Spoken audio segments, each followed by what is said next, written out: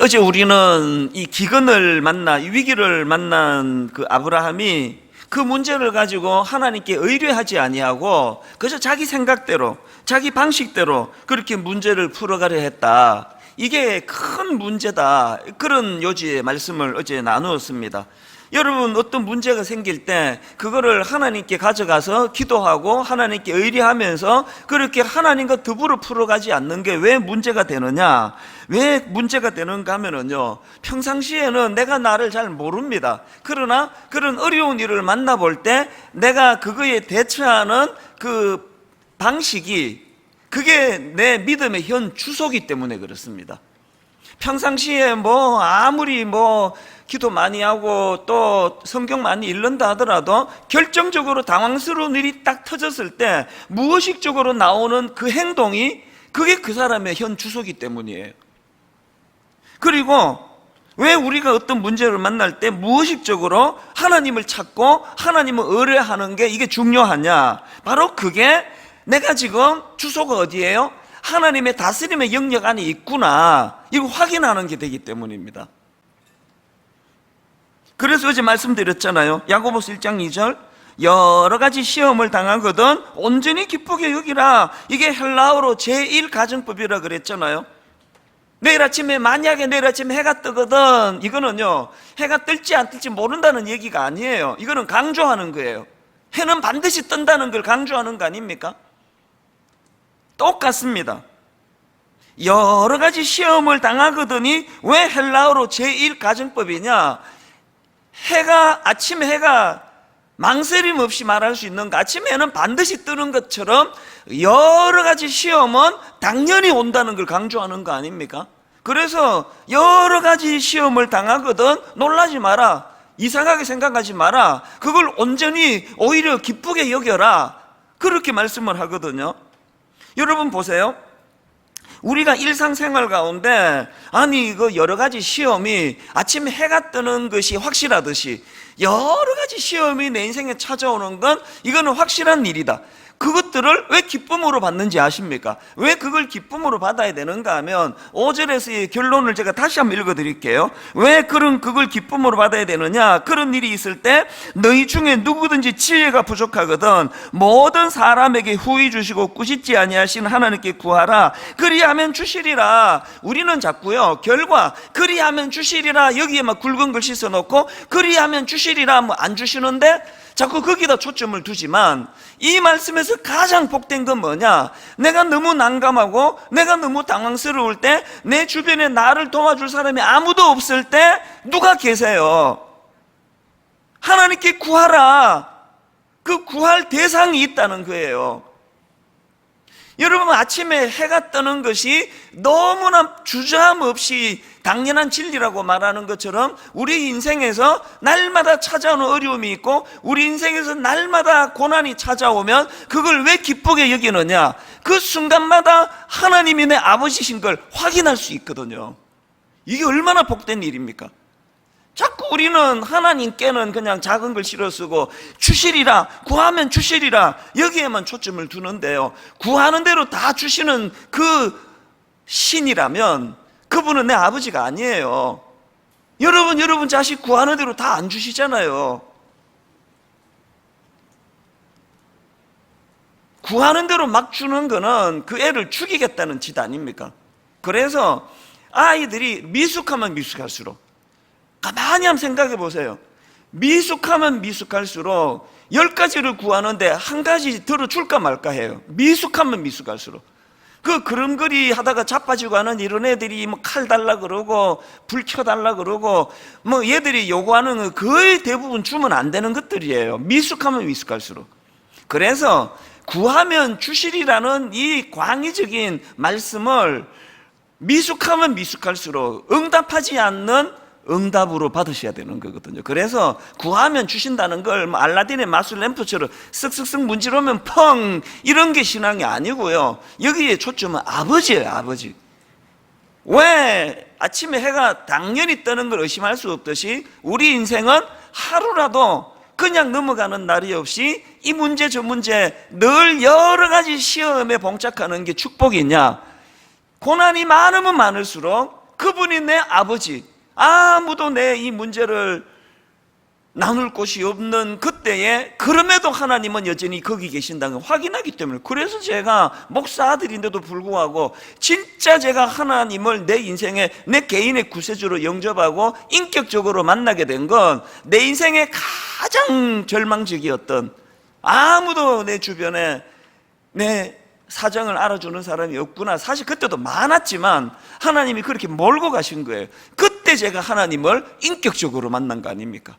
그래서 여러 가지 시험을 만나는 이게 축복일 수 있다는 거. 그리고 또 한 가지, 여러분, 우리가 이 하나님의 다스림의 영역 아래 놓여 있는 삶이 이게 왜 중요하냐? 여러분, 여러 가지 시험을 만날 때 하나님 계시지 참. 그래서 하나님을 찾을 수 있는 이 하나님의 영역 아래 있는 게 왜 중요하냐? 우리가요, 이 하나님의 다스림의 영역 아래 있을 때야만 내 삶의 내 내면 세계가 정돈이 되기 때문에 그래요. 이게 무슨 말이냐? 자, 다윗을 한번 여러분 들어보세요. 다윗이요, 이 하나님의 다스림의 영역 아래 있을 때 그의 삶이 얼마나 정돈이 잘 되어 있습니까? 사무엘상 23장 2절, 그 전쟁이 지금 자기를 위협하는 그런 상황인데 그는 하나님께 이렇게 묻습니다. 이에 다윗이 여호와께 묻자와 이르되 내가 가서 이 블레셋 사람들을 치리이까? 여호와께서 다윗에게 이르시되 가서 블레셋 사람들을 치고 그 일날을 구원하라 하시니. 여러분, 이 전쟁의 위기 속에서도 혼란이 없습니다. 왜? 하나님 계시지 참. 그래서 이에 다윗이 여호와께 묻자와 이르되, 또 사무엘하 5장 19절, 다윗이 여호와께 물어 가로되 내가 블레셋 사람에게로 올라가리이까? 여호와께서 저들을 내 손에 붙이시겠나이까? 그럼 혼란이 없습니다. 또 사무엘하 2장 1절, 그 후에 다윗이 여호와께 여쭈어 아뢰되 내가 유다 한 성읍으로 올라가리이까? 여호와께서 이르시되 올라가라. 다윗이 아뢰되 어디로 가리이까? 이르시되 헤브론으로 갈지니라. 여러분, 하나님께 의뢰하고 하나님께 묻는 인생의 가장 큰 특징은요, 그래서 이런 많은 내가 복을 받았다 이것보다 이전에 의뢰할 대상이 있다는 거, 그분이 창조주 하나님이시라는 거. 그러니까 삶에 혼란이 없습니다.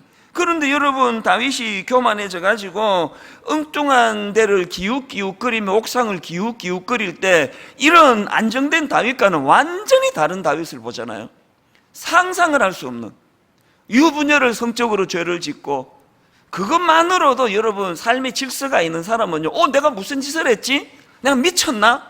그래야 되는데, 여러분 오늘 이 시대의 특징을 보세요. 하나님이 없는 이 세상은요 끝이 없습니다. 계속 말씀드리잖아요. 아니, 파도가 아무리 열받아도 바람이 불어도 여기까지라고 한계를 꺼줘야 바닷가에 놀러도 가고 그러는 거지. 이게 뭐 파도가 열받으면 막 수시로 그냥 막 온 땅을 들락거리면 어떻게 살겠냐고요.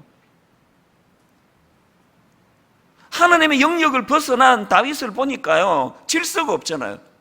막 100만 번 제가 양보하면 안 되지만 아마 그냥 뭐 유부녀와 성적으로 죄를 지을 수 있다 치자고요. 100만 번 내가 양보해서 그 엄청난 짓을 저지르고도 전혀 인식을 못하니까 그 상대방 여자의 남편을 죽이는 짓을 저지르는 거, 이게 다윗이에요. 앞에 다윗하고 뒤에 다윗. 그래서 내가 계속 말하잖아요. 여러분이 어떤 사람에게 너무 실망하면요, 난 저런 인간을 처음 봤다, 나 저런 인간을 처음 봤다 그러는데요, 저런 인간의 그 모습만 보셨기 때문이에요.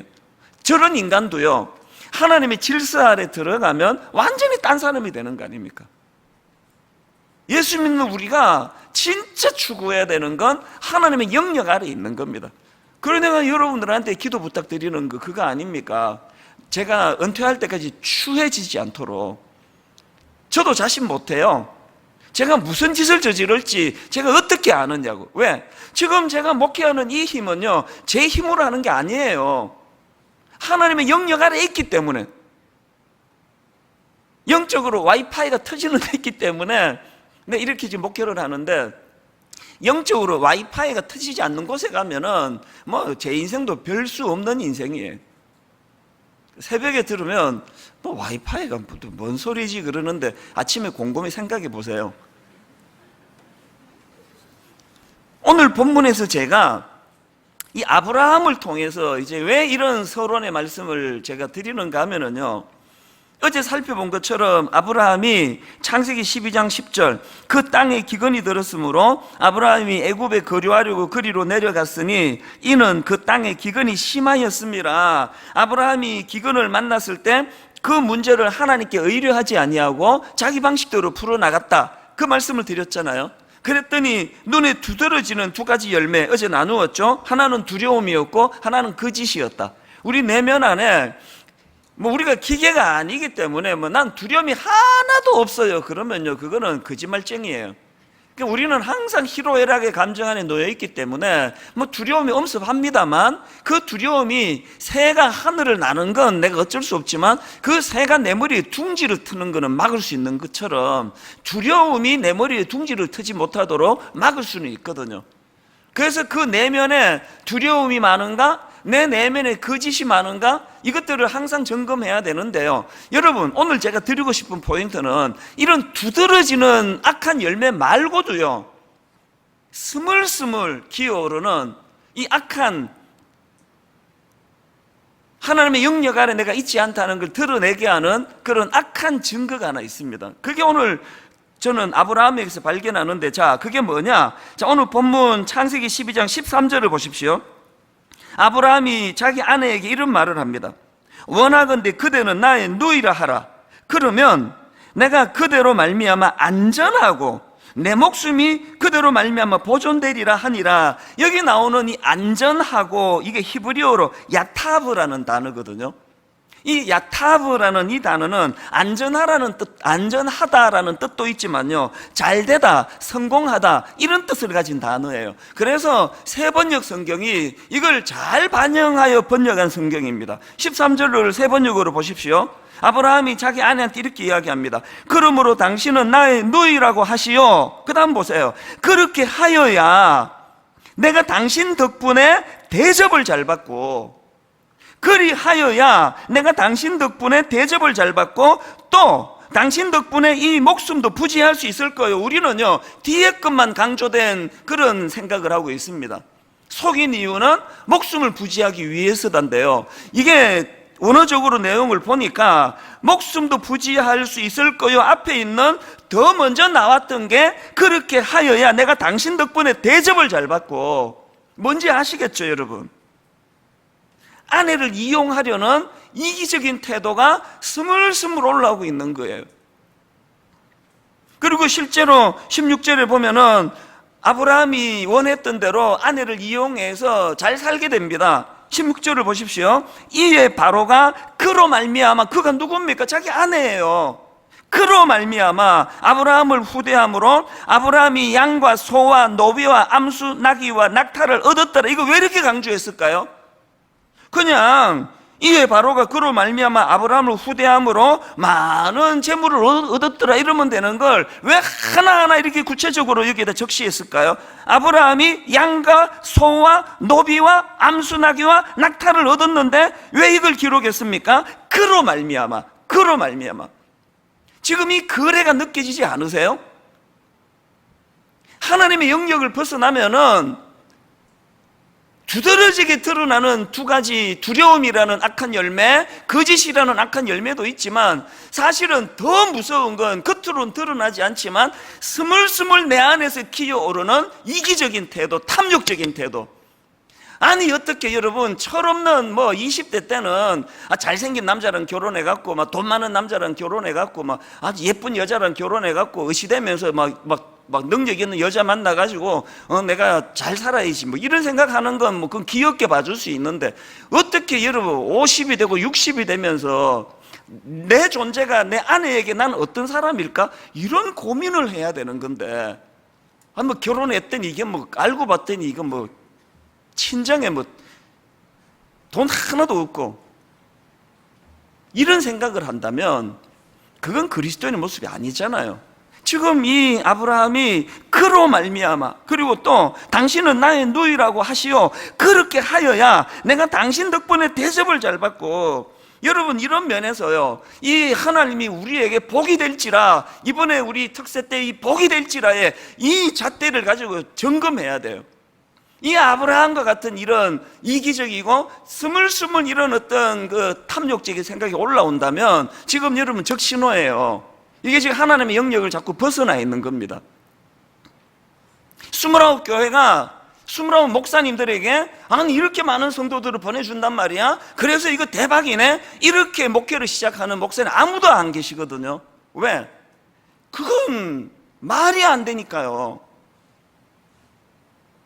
여러분들이 본능에 따라서 따라가는 게 좋아, 남는 게 좋아, 뭐가 내게 유익하지? 이건 당연한 인간의 본능이죠. 그러나 매사의 모든 기준을 그거 하나밖에는 없다면 생각해 보셔야 될 때예요. 지금 아브라함이 스물스물 속에서 지금 올라오는 이 이기적인 자기중심, 온 세상이 다 자기를 위해 존재해요. 그래서 제가 우리 젊은 목사님들한테 계속 그걸 제가 경고하는 이유가 그렇습니다. 교회가 신학교 나온 우리를 위해서 교회가 필요한 거냐, 우리 밥벌이를 위해서 교회가 필요한 거냐, 아니면 성도들을 섬기기 위해서 우리가 필요한 거냐, 이 정리가 잘 안 되면요 하나님의 영역 아래에 있는 목회자다 이렇게 말하기가 어렵습니다. 항상 우리의 기준이, 그래서 저는 오늘 이런 의미에서요 우리의 내면을 점검해야 됩니다. 내 내면에 두려움이 많은가? 통제되지 않는 두려움에 내가 빠져 있는가? 또 내 내면이 거짓의 아비는 사탄인데 이게 정직하지 못하고 계속 내 어떤 유익을 위한다면 막 거짓 그리낌 없이 나오고 있는가? 이 두 가지도 점검해야 되지만 더 중요한 것, 내 내면의 이 본능, 날 위하는 마음이야. 그 본능인데 누군들 그거를 완벽하게 우리가 다스릴 수 있느냐고요. 그러나 늘 하나님의 영역 아래에서 하나님의 인도하심을 따라 살아가는 자들에게는 아브라함이 오늘 본문에서 보여주는 이런 부끄러운, 이게 얼마나 딴 거 다 떠나서 이게 얼마나 이게 추합니까? 이게 얼마나 추하냐고 아브라함이. 그래서 우리 내면을 이렇게 점검을 하셔야 되는데요, 그것과 동시에 저는요 이렇게 하나님의 다스림을 벗어난 아브라함에게서 발견되는 외적인 부작용 두 개도 제가 발견을 하는데요, 아브라함에게서 발견되는 하나님의 영역, 하나님의 다스림을 벗어난 사람이 가진 두 가지 부작용. 첫 번째가요, 복의 통로 역할은커녕 타인에게 재앙을 초래하는 아브라함이에요. 자, 17절, 여호와께서 아브라함의 아내 사레의 일로 바로와 그 집에 큰 재앙을 내리신지라. 이 17절은 이게 심각한 말씀입니다. 이게 있을 수가 있는 이야기입니까? 아니 지금 하나님과의 스토리 첫 출발이 너는 복이 될지라예요. 복을 흘려보내주라는 이런 번역보다 사실은 더 정확한 거는 네 자체가 복이다. 그래서 네가 덜에 가면은 덜에 있는 사람이 네 때문에 복을 받는 거고, 네가 산에 가면은 산에 있는 사람들이 네 때문에 복을 받는 거고, 네가 분당에다 교회를 개척하면 분당에 있는 사람들이 너 때문에 복을 받는 거고, 네가 일산에다 개척을 하면 일산에 있는 사람들이 너 때문에 복을 받게 되는 거고, 네가 청량리에서 개척을 하게 되면은 청량리에 있는 사람들이 너 때문에 복을 받게. 제가 개척할 때 다녔던 그 위치 순서대로 말씀드리는 겁니다. 청량리에 혜성 여자고등학교라고 하는 그 이사장님이 고맙게도, 그래서 거기 장소도 의논을 했었고, 일산에도 제가 갈 뻔했고요. 그러다가 이제 분당에다 둥지를 텄는데, 역시 분당 사람이 제일 좋아. 그러려고 여기다 목회하면 안 되는 거 아닙니까? 복이 될지라, 복이. 우리가 항상 존재론적으로 이 부담을 가져야 돼요. 1만 성도 파송 운동이 어느 날 갑자기 툭 튀어나온 거 아닙니다. 개척 초기부터 기존 시자 등록 안 받는 시도 3번이나 했고요. 계속 여기 교회가 있는 것이 내게 얼마나 좋으냐, 이것보다 더 중요한 건 내가 여기 있음으로 말미암아 내 주변 사람들이 복을 받아야 돼, 복을. 그런데 지금 이 아브라함 꼴을 한번 보세요. 어른한테 이런 말 써서 미안한데요, 이런 꼴을 보세요. 여호와께서 아브라함의 아내 사레의 일로 바로와 그 집에 큰 재앙을 내리신지라. 이 뭐 복의 통로가 되라 그랬더니 완전 짐덩어리가 돼버렸어. 짐덩어리가. 이게 첫 번째 문제고요. 그리고 또 하나, 두 번째, 이방인에게 꾸지람 듣는 비참한 수치를 겪고 있습니다. 18절, 바로가 아브라함을 불러서 이르되, 우리말에는 이렇게 점잖하게 표현했는데요, 세번역 성경으로 보니까 바로가 아브라함을 불러서 꾸짖었다로 되어 있습니다. 꾸짖으려고 부른 거예요. 자, 어떤 내용이냐 보십시오. 18절 19절, 바로가 아브라함을 불러서 이르되 네가 어찌하여 나에게 이렇게 행하였느냐? 네가 어찌하여 그를 네 아내라고 내게 말하지 아니하였느냐? 네가 어찌 그를 누이라 하여 내게 그를 데려다가 아내를 삼게 하였느냐? 여기 보니까요, 막 세 번에 걸쳐가지고 막 그냥 막 반복해서 막 직격탄을 날리고 있는데, 재밌는 게요, 아브라함의 반응이 없습니다. 한마디도 없습니다. 이걸 뭐라 그러죠? 사자성어로 유구무원이에요. 입은 달려있는데 할 말이 없는 거예요. 여러분, 이 장면을 저는 상상할 때마다 가슴이 아픕니다.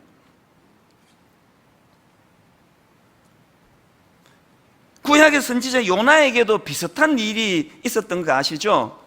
요나가 하나님께서 니느웨로 가서 외치라 말씀하시는데 불순종해가지고 하나님을 피해 엉뚱한 곳으로 가려고 배를 타고 가다가 도망가다가 풍랑을 만납니다.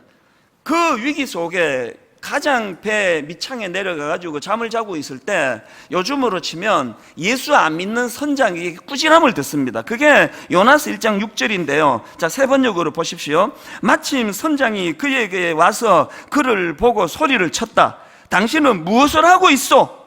잠을 자고 있다니. 그 다음에 이 사람이 안 믿는 사람이라는 걸 짐작하게 합니다. 일어나서 당신의 신에게 부르짖으시오. 행여라도 그 신이 우리를 생각해 준다면 우리가 죽지 않을 수도 있지 않소? 제가 여러분, 이게 왜 고통스러운지 아시겠죠? 이게 딱 오늘 이 시대 한국교회 모습 아닙니까? 하나님께서는 세상을 치유하라고 교회를 세우셨어요. 그리고 하나님께서는 세상에 복이 되라고, 세상에 온 남산에 올라가서 보면은 막 복이 되라고 붉은 십자가를 들이퍼부어 주셨는데, 그 세상을 걱정하라고 교회를 세우셨는데, 지금은 세상이 교회를 걱정해요. 교회가 이러면 안 되는데, 목사가 왜 저러지? 그저께 피리수첩에도 나왔는데, 그저께 무슨 그것이 알고 싶다에도 나왔는데, 그저께 또 뭐 궁금한 이야기 Y에도 나왔는데, 목사님이 저러시면 안 되는데? 이거는 현실 아닙니까? 안 믿는 사람들이 요나에게 했던 이 말씀 그대로예요. 당신은 무엇을 하고 있어? 잠을 자고 있다니. 여러분, 여기에서 우리 알아야 됩니다. 목사가요, 막 대놓고 악한 짓 하고 대놓고 성적으로 죄 짓는 것만이 죄가 아니에요. 무능한 상태, 무기력한 상태, 자고 있는 상태, 그 상태도 똑같이 추궁당할 죄라는 사실이에요.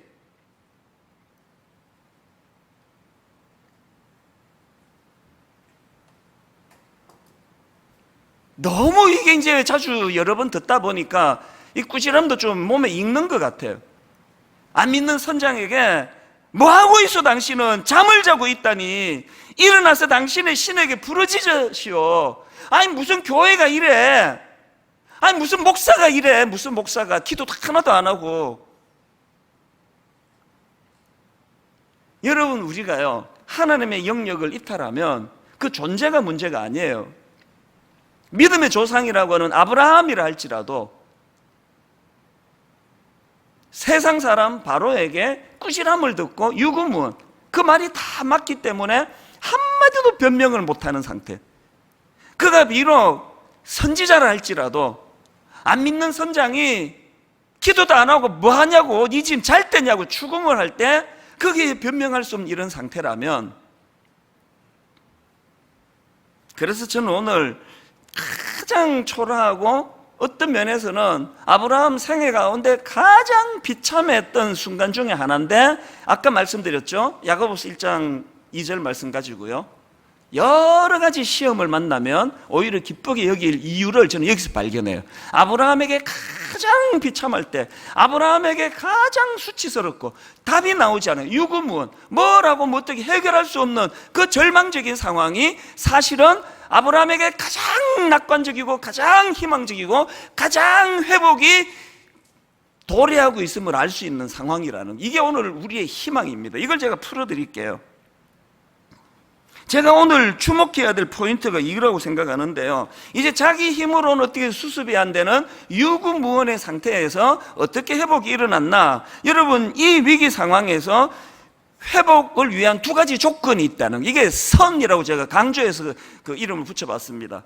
두 가지, 이 위기 상황을 극복하는 두 가지 조건 중에 첫 번째가 선, 먼저 선자예요. 선, 하나님의 개입하심이에요.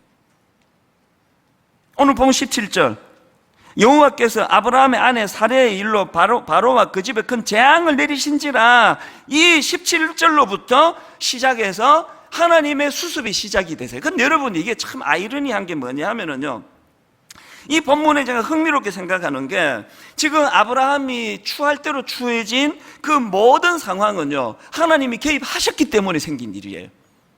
하나님이 개입 안 하셨으면요, 아브라함이 인간적으로 원하는 거 다 됐습니다. 그 수많은 가축을 선물로 받고 떵떵거리며 살았을 거예요. 그런데 하나님의 개입하심으로 말미암아 바로와 그 집에 재앙을 내리셨기 때문에 아브라함에게 그래서 수치가 온 거예요. 이 굉장한 아이러니예요. 아브라함 입장에서 하나님의 개입하심이 되게 힘들어요. 불편해요. 아니, 좀 내버려 두시지, 왜? 너무 이 아이러니한 이 모습이요, 이게 진짜 이게 복이 되기 위한 중요한 조건이에요. 아브라함 입장에서 하나님이 개입해서 일을 그르쳤어요. 일을 망쳐버렸습니다. 수치를 당하는 자리에 빠지게 되고.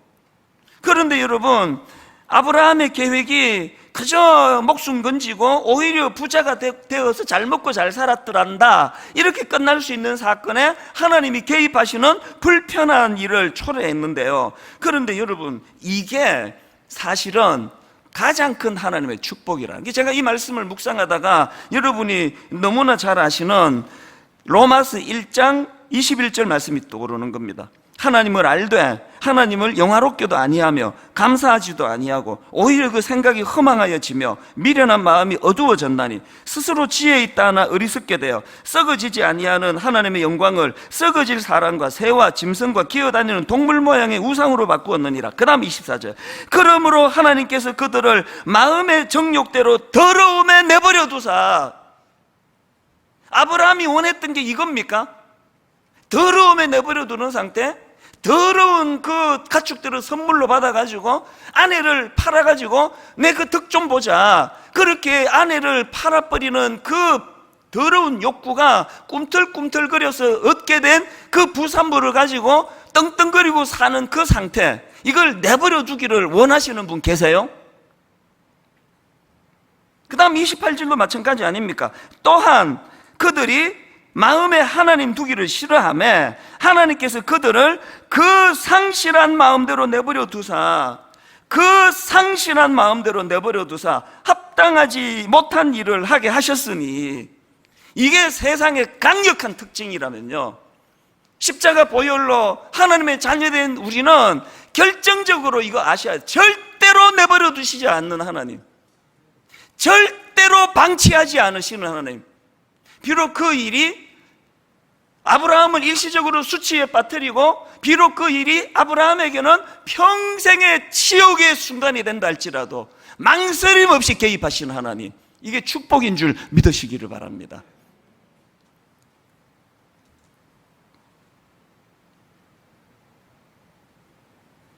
비록 아브라함이 그 이방인 바로에게 꾸지람을 듣는 그 수치를 겪지만요, 그 수치 18절 바로 그 다음 19절을 보세요. 네가 어찌 그를 누이라 하여 내가 그를 데려다가 아내를 삼게 하였느냐. 그 다음 보세요. 회복의 한마디. 네 아내가 여기 있으니 이제 데려가라. 네 아내가 여기 있으니 이제 데려가라. 아브라함이 너무나 누르기 어려운 수치, 모멸감, 무너진 자존감, 이것이 선행적으로 일어나고 난 다음에 회복이 일어난 거예요.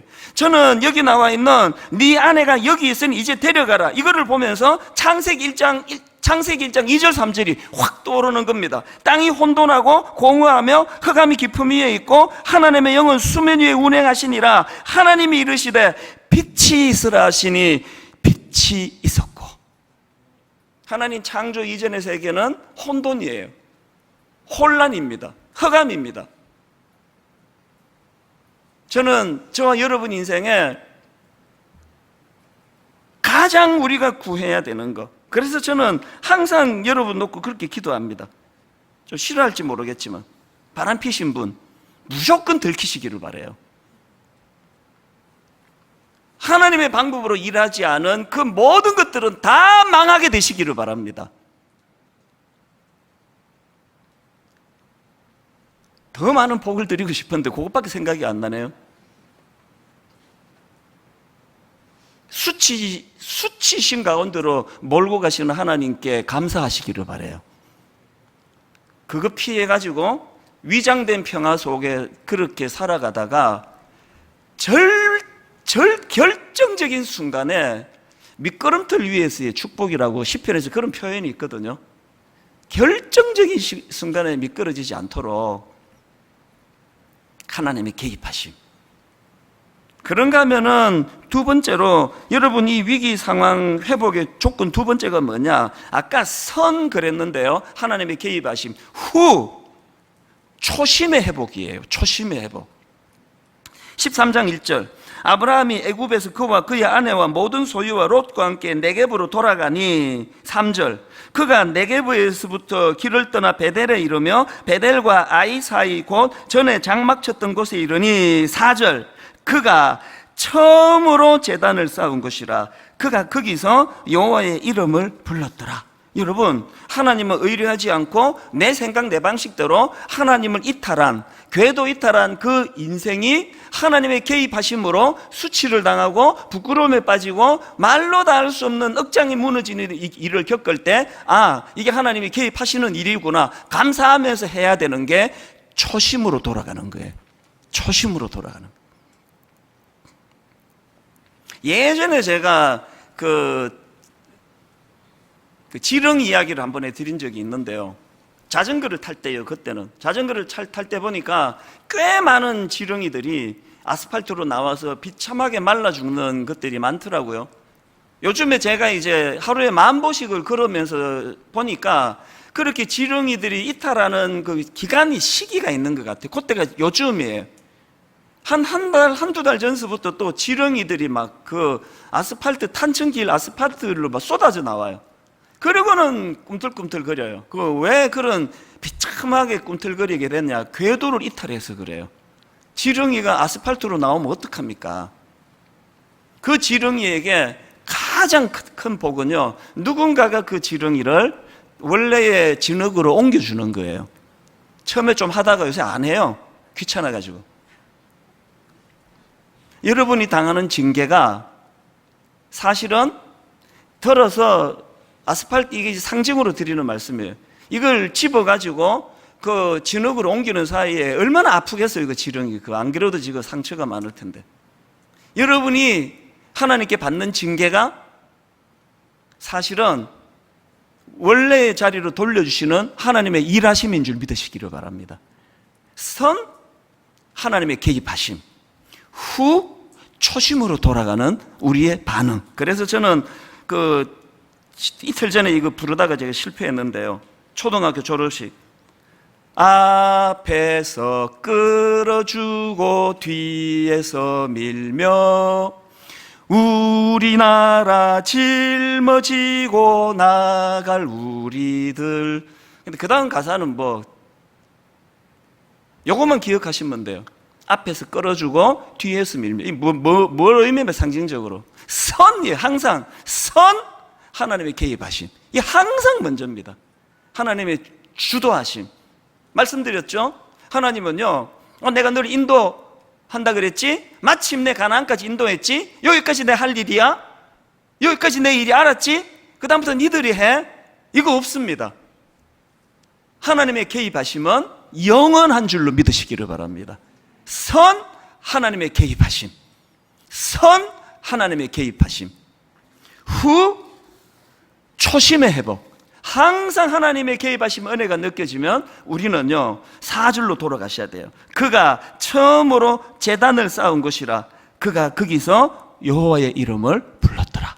그러면 회복이 되는 겁니다. 결론을 저는 이렇게 맺기를 원합니다. 시편 34편 4절을 다시 보십시오. 내가 여호와께 간구하매 내게 응답하시고 내 모든 두려움에서 나를 건지셨도다. 여러분, 지금이야말로 여호와께 간구할 때인 줄로 믿으시기를 바랍니다. 지금이야말로 어떻게 하다가 궤도를 이탈해서 아스팔트에서 너무너무 고통스럽게 뒹굴고 있는 그 지렁이 같은 인생이 된 우리지만 회복은 가능하다. 회복은 반드시 가능하다. 왜? 선 하나님의 개입하심이 내 인생에 있기 때문이다. 그거를 확인하는 도구가 기도예요. 마지막 성경 한 구절만 읽고 마칩니다. 예레미야 33장 2절 3절. 일을 행하시는 여호와, 그것을 만들며 성취하시는 여호와, 그의 이름을 여호와라 하는 이가 이와 같이 이르시도다. 너는 내게 부르짖어라. 내가 너에게 응답하겠고 너가 알지 못하는 크고 비밀한 일을 내게 보이리라. 여러분, 우리가 어려운 일을 당하고 시험에 빠질 때 왜 기도의 자리로 나가야 되는지 여기에 답이 다 나와 있습니다. 우리가 난감한 일을 당할 때 왜 기도의 자리로 나간다고요? 네가 알지 못하는 크고 은밀한 일을 내게 보이시리라. 우리가 기도의 자리로 나가면 내가 꿈도 꾸지 못했던 하나님의 방법이, 꿈도 꾸지 못했던 하나님의 대안이 거기에 있기 때문이라는 겁니다. 그것 때문에 여기까지 오며 살 수 있었던 게 제 인생이고 우리 아버지의 인생이셨고 여러분의 인생이에요. 내일 아침에 해가 반드시 뜨는 것과 똑같이 내 인생에 고난이 찾아올 때 그때는 내가 기쁨으로 받아야 돼. 왜 그렇습니까? 이런 문제가 있을 때 내가 고아가 아니네, 버려진 존재가 아니네, 의뢰할 분이 계시네, 그분이 창조주 하나님이 되시네. 그분에게 우리가 기도로 나아가면 그 주님은 우리의 기도를 들으시고는 어떻게 해요? 네가 알지 못하는 크고 은밀한 일을 너에게 보이리라.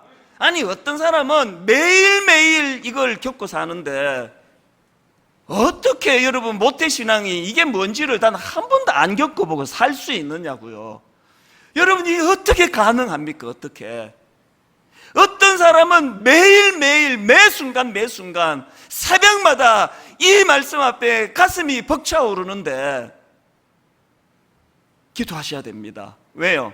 그래야 내 방식으로는 절대 풀 수 없었던 네가 알지 못하는 크고 은밀한 일을 내게 보여주시는 그 하나님을 대면하게 되기 때문입니다. 우리 지난 주일날 불렀던 이 찬양이요, 계속 이번 주 내내 제 마음에 맴돌아지는 걸 경험합니다. 이 세상을 살아가는 동안에 나의 힘을 의지할 수 없으니, 여러분 이제 정말 이제 우리 철 좀 들어야 돼요. 나폴레옹이요, 불가능은 없다, 그 진짜 철딱선이 아닙니까? 그 나폴레옹 마지막에 어떻게 비참했는지 다 아시죠? 불가능은 없다. 그래서 이걸 막 초등학교, 중학교 애들 막 벽에도 써붙이고 불가능은 없다. 그건요, 나약한 인간의 철딱선이에요. 불가능이 없다니요. 우리 철이 좀 들면 이렇게 고백합니다. 이 세상을 살아가는 동안에 나의 힘을 의지할 수 없나니. 이거 깨닫는 것도 대단하지만 더 중요한 걸 깨달아야 돼요. 그게 뭐예요? 기도예요. 기도. 내가 참 무능하구나, 내가 이게 뭐 별 볼 일 없는 인생이네, 이거 깨닫고 끝나면 차라리 안 깨닫는 게 나아요. 맨날 열등감에 빠지고 맨날 괴로우면 안 되잖아요. 여러분, 이 세상을 살아가는 동안에 나의 힘을 의지할 수 없음을 깨달았으면요, 기도하고 낙심하지 말 것은 주께서 참 소망이 되심을 알기 때문입니다. 오늘 새벽이 내가 참 초라한 인생이었구나, 이거를 깨닫는 쓰라림이 있는 동시에 기도하고 낙심하지 말 건 주님이 내게 참 소망이 되신다. 내 삶에 개입하시는 하나님, 아스팔트를 뒹구는 지렁이 같은 초라한 존재로 전락했다 할지라도, 안 믿는 바로에게 수치를 당하는 부끄러움 빠졌다 할지라도, 안 믿는 선장에게 무슨 선지자가 이 모양이냐, 자다가 깰 때가 되지 않았냐? 무슨 선장이 기도도 안 하느냐? 이런 비참한 자리에 빠져 있다 할지라도 초심 회복이에요. 원래의 그 예배의 자리로 돌아가셔야 돼요. 이 말씀을 기억하시면서 뜨거운 마음으로 우리 찬양 하나님께 불러드리면 좋겠습니다. 이렇게 찬양합니다. 이 세상을 살아가는 동안에, 이 세상을 살아가는 동안에 나의 힘을 의지할 수 없으니 의지할 수 없으니 기도하고 낙심하지 말 것은 기도하고 낙심하지 말고 주께서 참 소망이 되심이라. 다시 한번 고백합니다. 이 세상을 살아가는 동안에 뭘 깨달았습니까? 나의 힘을 의지할 수 없으니 기도하고 낙심하지 말 것은 하나님의 개입하신 주께서 참 소망이 되심이라. 이 믿음 가지고 선포합니다. 하나님의 꿈이 나의 비전이 되고 예수님의 성품이 나의 인격이 되고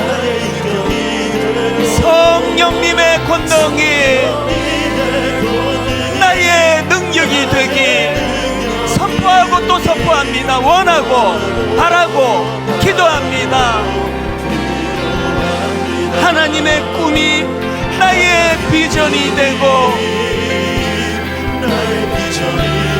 예수님의 성품이 나의 인격이 되고 성령님의 권능이 나의 능력이 되기 사모합니다. 바라고 원하고 바라고 기도합니다. 우리 2절 다시 한번 가사에 집중합니다. 주의 길을 걸어가는 동안에 세상의 것 의지할 수 없으니 그럼에도 불구하고 감사하고 낙심하지 말 것은 주께서 참 기쁨이 되심이라.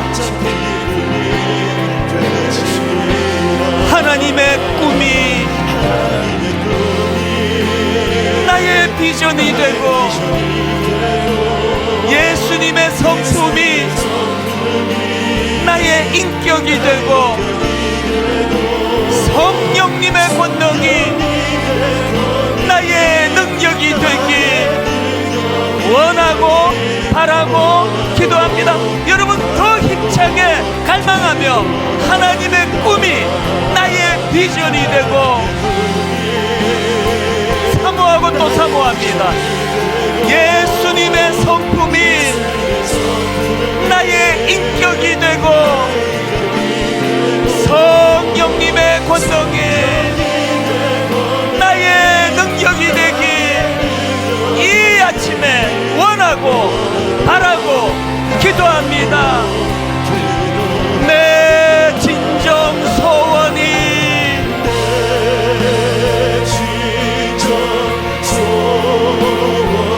내 구주 예수를 더욱 사랑 하나님 앞에 더 순수한 마음을 가지고 하나님 앞에 더 거룩과 순결을 가지고 이렇게 고백하며 나갑니다. 내 진정 소원이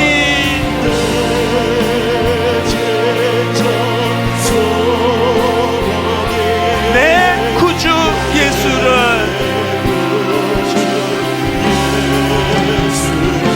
더욱 사랑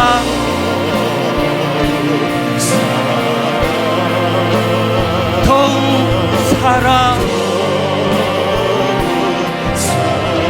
내 구주 예수를 이 아침에 드릴 수 있는 가장 깨끗한 고백 내 구주 예수를 더욱 사랑 엎드려 비는 말 들으소서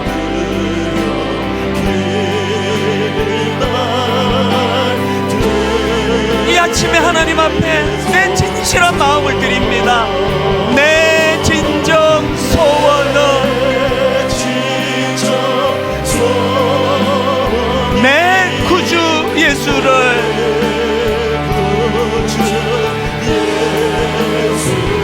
더욱 사랑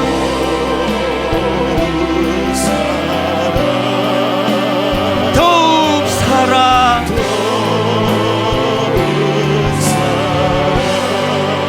오늘 합심해서 기도할 때 하나님 너무너무 부끄러운 자리에 빠져 아브라함처럼 안 믿는 세상 사람들에게 욕 얻어먹고 조롱당하고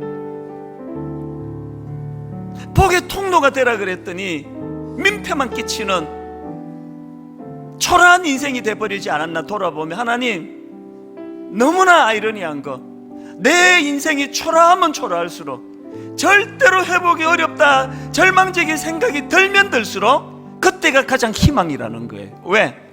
내 힘 빼면 하나님의 개입하심이 느껴지기 때문입니다. 이 새벽이 그 하나님의 개입하심으로 벅차오르는 희망의 가슴으로 바꾸어 주시는 은혜의 시간이 되는 줄 믿습니다.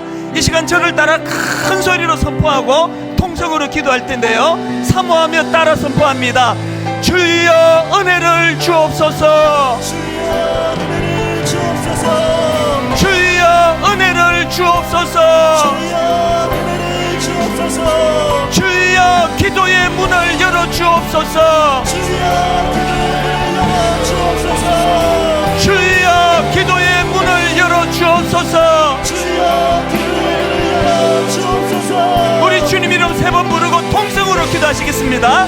주여